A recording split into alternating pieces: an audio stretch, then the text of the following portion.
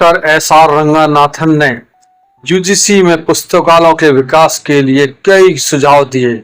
उनकी सलाह पर यूजीसी ने भारत में शैक्षणिक पुस्तकालय यानी एकेडमिक लाइब्रेरीज को बेहतर बनाने के लिए कई कदम उठाए।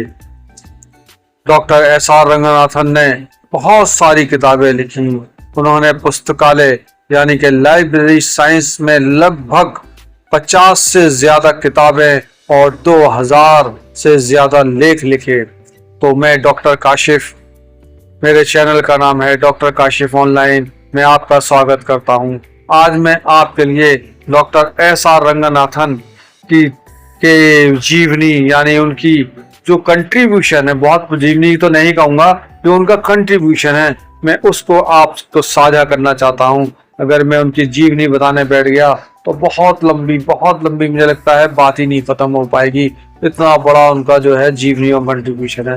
मैं कुछ खास कंट्रीब्यूशन आपके सामने बताता हूँ जो आपको याद रहने चाहिए एज ए लाइब्रेरियन और जनरल इंसान भी, कि डॉक्टर एस.आर. रंगनाथन कोई छोटी चीज नहीं थे, बहुत ही महान आदमी थे। उनके बहुत सारे कंट्रीब्यूशन रहे। तो नमस्कार, मैं डॉक्टर एस.आर. रंगनाथन की जीवनी और उनका योगदान के बारे में थोड़ी सी यहाँ जानकारी आपको देता हूँ।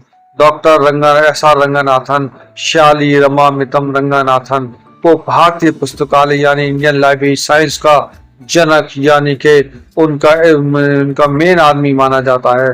फादर ऑफ लाइब्रेरी साइंस भी कहते हैं। उनका जन्म 12 अगस्त 1892 को तमिलनाडु में हुआ था। उन्होंने मैथ के प्रोफेसर के रूप में अपना कैरियर शुरू किया था, लेकिन बाद में उनका जीवन लाइब्रेरी साइंस के लिए समर्पित हो गया। उनका सबसे ज्यादा चर्चाओं में जो उनका सिद्धांत रहा वो रहा सबसे ज्यादा यानी कि 5 लॉ ऑफ लाइब्रेरी साइंस। उनका ऐसा ये योगदान है जो कभी नहीं भुलाया जा सकता, 5 लॉ ऑफ लाइब्रेरी साइंस। तो उन्होंने इसके तहत हमें ये समझाने की कोशिश करी कि लाइब्रेरी साइंस में 5 लॉस का क्या मतलब है।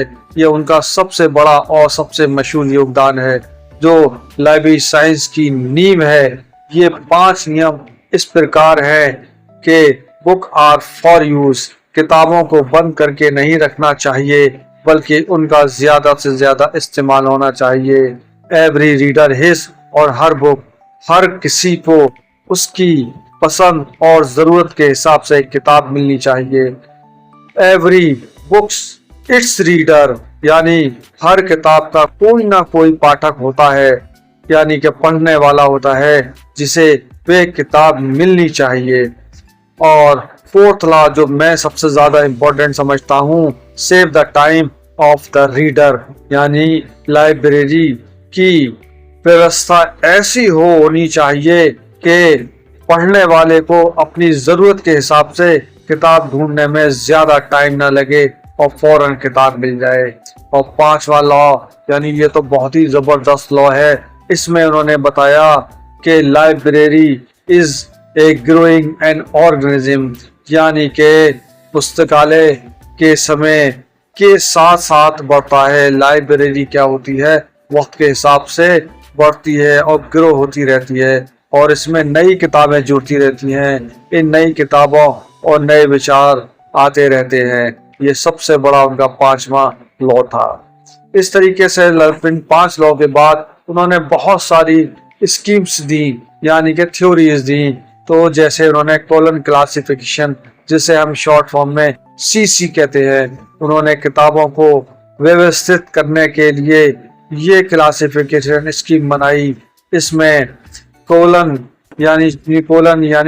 जो निशान होता है, 2 डॉट होते हैं ऊपर नीचे, उसका इस्तेमाल करके विषय को अलग अलग हिस्सों में बांटा जाता है। ये आज भी कई लाइब्रेरीज में इस्तेमाल किया जाता है CCC। ये बनारस हिंदू विश्वविद्यालय यानी BHU और दिल्ली विश्वविद्यालय में रंगनाथन साहब का बहुत बड़ा योगदान रहा है। उन्होंने दिल्ली विश्वविद्यालय के यानी कि दिल्ली यूनिवर्सिटी में लाइब्रेरी साइंस का विभाग शुरू किया और वहाँ इसकी पढ़ाई एक विषय के रूप में स्थापित कर दी। उन्होंने BHU में भी पुस्तकालय विज्ञान को बढ़ावा दिया और कई स्टूडेंट्स को प्रशिक्षित भी किया, यानी ट्रेन भी किया।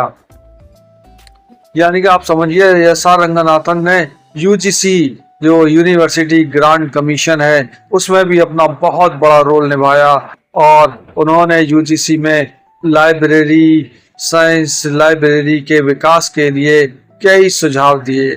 उनकी सलाह पर UGC ने भारत की शैक्षणिक यानी एकेडमिक लाइब्रेरीज को बेहतर बनाने के लिए कई कदम उठाए। उन्होंने पुस्तकालय यानी लाइब्रेरी साइंस पर करीब 50 से ज्यादा किताबें और 2000 से ज्यादा लेख लिखे।